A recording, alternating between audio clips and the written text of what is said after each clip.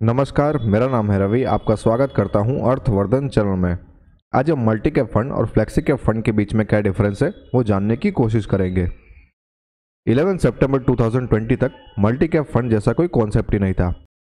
Multi cap fund को as a rule based investing के तौर पर शामिल किया गया था। अब हमारे बहुत सारे व्यूवर्स ऐसे हैं जिनको ये कन्फ्यूजन रहता है कि फ्लेक्सी कैप फंड और मल्टी कैप फंड के बीच में डिफरेंस क्या है, तो उनके सारे कन्फ्यूजन को आज हम दूर करने की कोशिश करेंगे।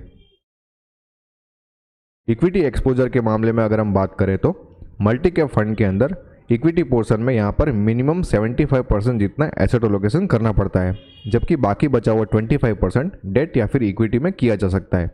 फ्लेक्सी कैप फंड के अंदर मिनिमम 65% जितना एसेट एलोकेशन करना पड़ता है, बाकी बचा हुआ 35% डेट और इक्विटी में कर सकते हैं।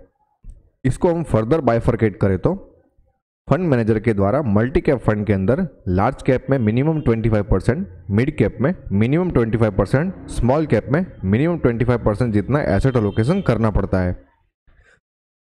बाकी बचा हुआ 25% यहाँ पर इक्विटी या फिर डेट के अंदर एसेट एलोकेशन किया जा सकता है। वही अगर हम फ्लेक्सी कैप को देखें तो इक्विटी पोर्शन में मिनिमम 65% जितना एसेट एलोकेशन करना पड़ता है और बाकी बचा हुआ 35% डेट या फिर इक्विटी में किया जा सकता है। अगर हम यहाँ पर गौर से देखें तो मल्टी कैप फंड के अंदर मिनिमम 25% जितना एसेट एलोकेशन हर एक सेगमेंट में करना पड़ता है। 25% से कम एसेट एलोकेशन यहाँ पर अलाउड नहीं है, ये बात आपको ध्यान में रखनी है। अगर हम फ्लेक्सिबिलिटी की बात करें तो यहाँ पर फंड मैनेजर को मल्टी कैप फंड के अंदर फ्लेक्सिबिलिटी नहीं होती है, क्योंकि यहाँ पर 75% जितना asset allocation large cap, mid cap और स्मॉल कैप के अंदर मैंडेटरीली करना ही पड़ता है। बाकी बचा हुआ 25% जो है वो डेट या फिर इक्विटी में कर सकते हैं। और फ्लेक्सी कैप फंड के अंदर, जैसे कि इसका नाम है flexi cap fund, fund manager अपने रिसर्च और एनालिसिस के बेस के ऊपर कहीं पर भी एसेट एलोकेशन कर सकता है। यहाँ पर किसी भी तरीके के रिस्ट्रिक्शंस नहीं रहते हैं। ऑब्जेक्टिव की अगर हम बात करें तो मल्टी कैप फंड का ऑब्जेक्टिव होता है डाइवर्सिफिकेशन विद डिसिप्लिन, जबकि फ्लेक्सी कैप फंड का ऑब्जेक्टिव होता है डाइवर्सिफिकेशन। मार्केट कैप बायस की अगर हम बात करें तो यहाँ पर भी रिस्ट्रिक्शंस हमें देखने को मिलते हैं मल्टी कैप फंड के अंदर, क्योंकि 25% जितना हर एक सेगमेंट में यहाँ पर एसेट एलोकेशन करना पड़ता है, जबकि फ्लेक्सी कैप फंड के अंदर किसी भी तरीके का मार्केट बायस यहाँ पर करने की जरूरत नहीं रहती है फंड मैनेजर को। अगर हम बेंचमार्क को चेक करें तो मल्टी कैप फंड का बेंचमार्क रहता है निफ्टी 500 मल्टी कैप 50-25-25 इंडेक्स, जबकि फ्लेक्सी कैप फंड का बेंचमार्क रहता है निफ्टी 500 TRI।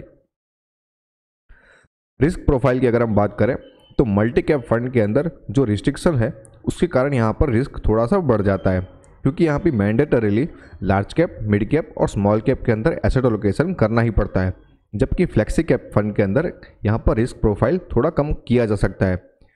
मार्केट कंडीशन के अकॉर्डिंग फ्लेक्सी कैप फंड के अंदर फंड मैनेजर अपने पोजीशंस को शिफ्ट कर सकता है, जबकि मल्टी कैप फंड के अंदर फंड मैनेजर ऐसा नहीं कर सकता।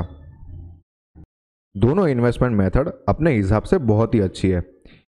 ये दोनों मेथड्स में फंड मैनेजर की स्किल के ऊपर रिटर्न्स डिपेंड करते हैं। अगर आपको इन्वेस्टमेंट करना है तो मिनिमम 5 साल का इन्वेस्टमेंट पीरियड आपको लेकर चलना ही पड़ेगा। इससे कम में अगर आपको इन्वेस्टमेंट करना है तो आपको अदर इन्वेस्टमेंट ऑप्शंस को चेक करना चाहिए। अगर आपको फिर भी किसी भी तरीके का कन्फ्यूज़न है तो डिस्क्रिप्शन में मैंने अपना व्हाट्सएप नंबर दिया हुआ है, आप मुझे कभी भी कॉन्टैक्ट कर सकते हैं और अपने कन्फ्यूज़न को दूर कर सकते हैं।